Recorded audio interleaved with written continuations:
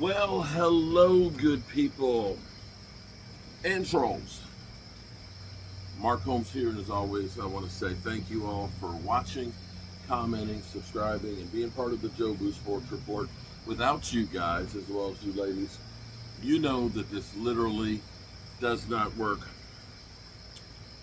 Woo! Rough day. Rough day. A very, very, very rough day. Congratulations to the Eagles on finding a way to win even when your coach is a freaking idiot that made every kind of mistake in the world. But your tight end, which had a record-breaking day, more yards than anybody out there for an Eagle as a tight end. Congratulations. And Saquon looking like the cream of the crop, and literally without Saquon, your team is really nothing. And that's actually going to be where I start out this video right now and things. This is typically Gameballs because usually we're talking about a victory and guys that end up playing their hearts out and getting things done. The Cowboys did not fare well today. People will point at Dak Prescott and say Dak Prescott sucks.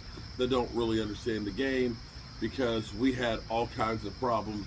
All of them can lead to, when you have problems blocking people, when you have problems with people holding on to the football and fumbling the football, when you have problems with people catching the football, when you have problems with people getting open, when you do not have a running game, chances are your quarterback is not going to look good.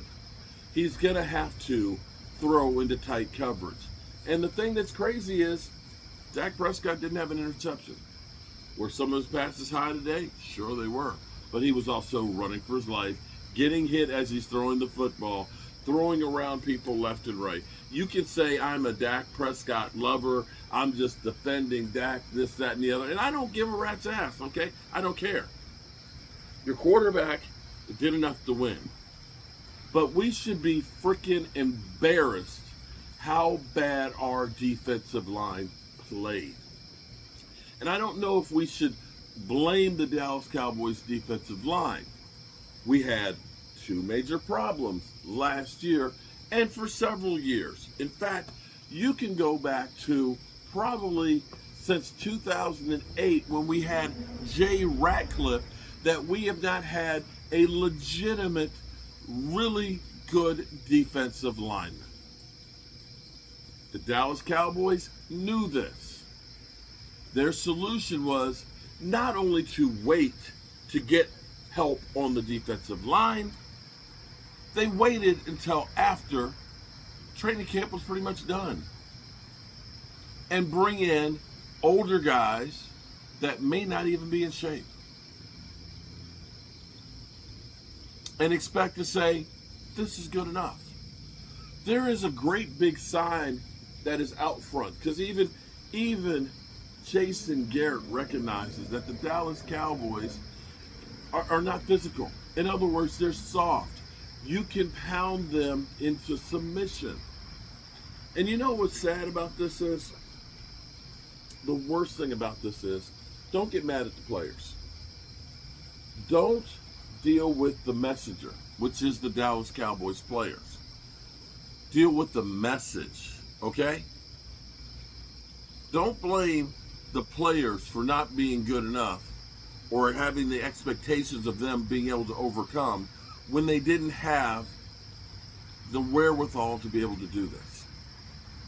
See, Derrick Henry, the guy who was on the other side that 154 yards running the football, in comparison to your guys having 51. That was the other issue we had last year. The other issue we had last year is we were 14th in running the football. We might be 32nd right now. We might be, I'll have to look at this tomorrow. We might be 32nd in running the football. We are literally that bad. We had 51 yards. Baltimore had 274 yards on the ground. Let me say that again with feeling. 274 yards running the football. The Dallas Cowboys in the last 2 home games have given up 500 yards. And this is the same issue we had going against Green Bay.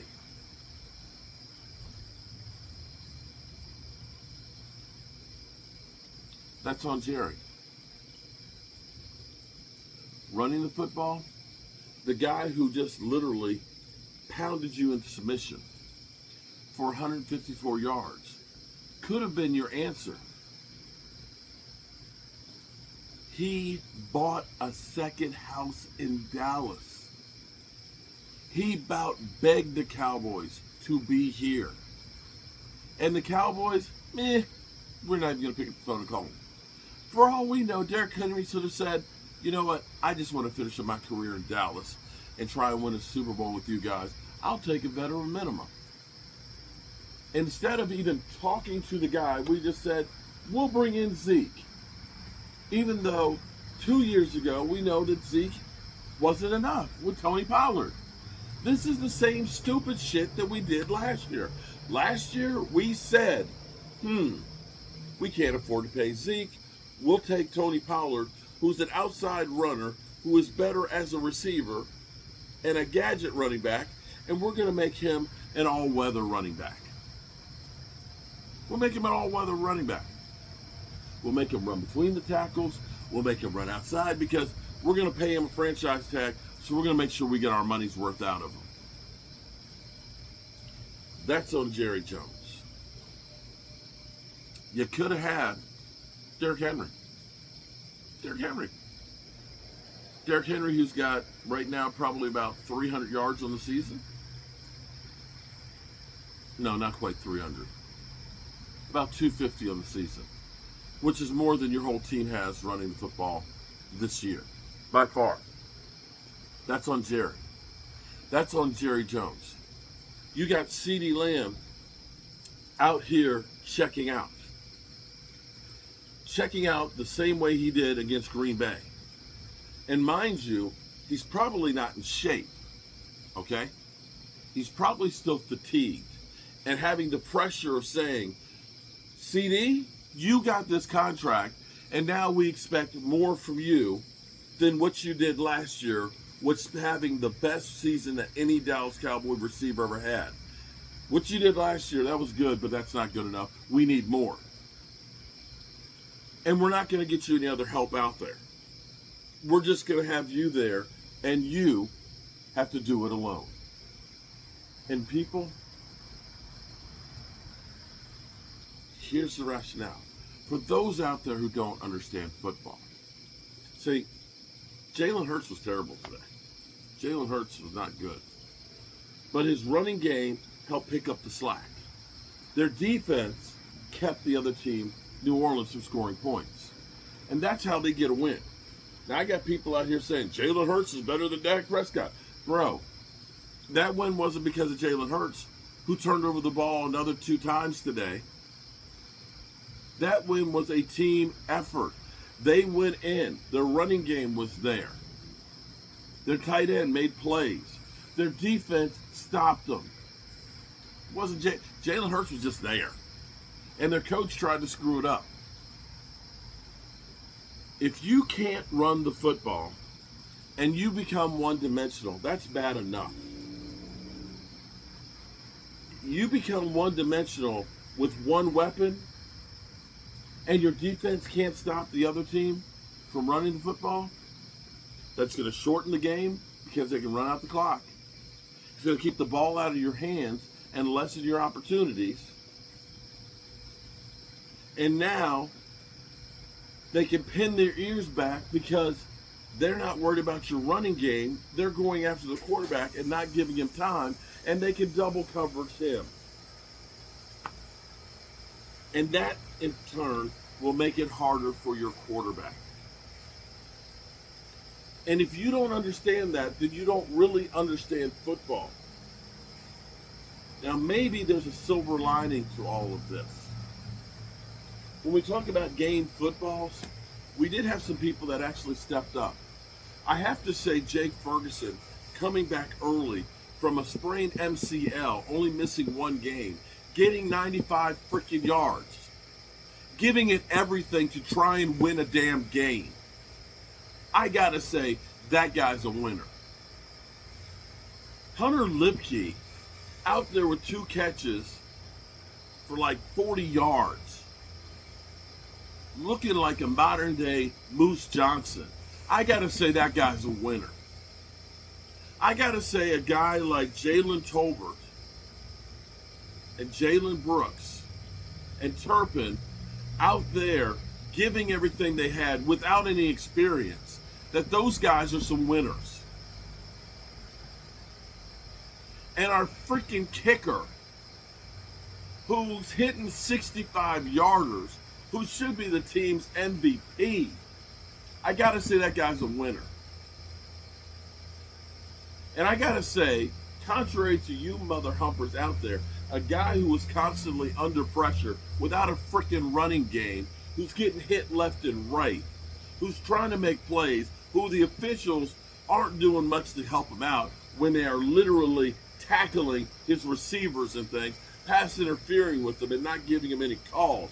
That Dak Prescott not folding up and still trying and giving us an opportunity to get close to a win. I'm going to say that guy's a winner.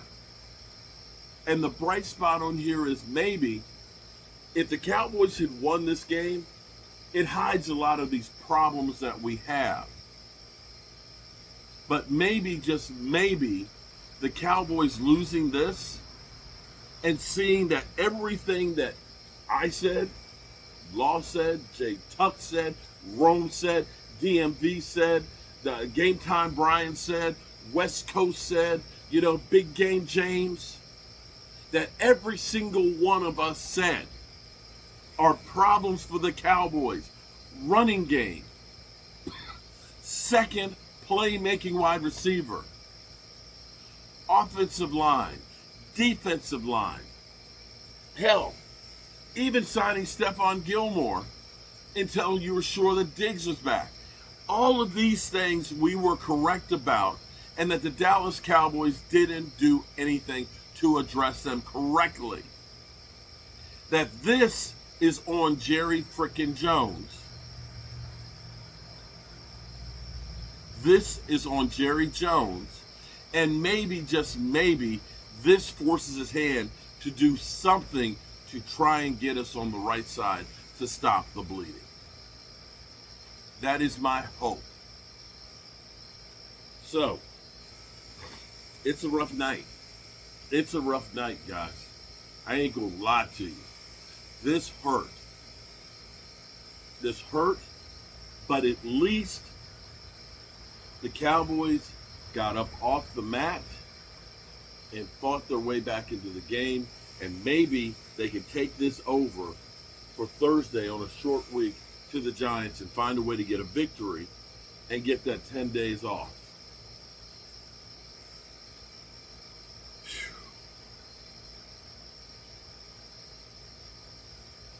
Remember, good people,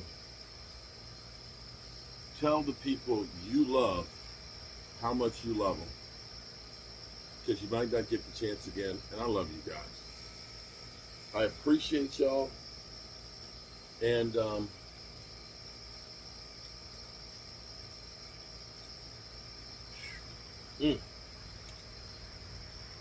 I'm hurting.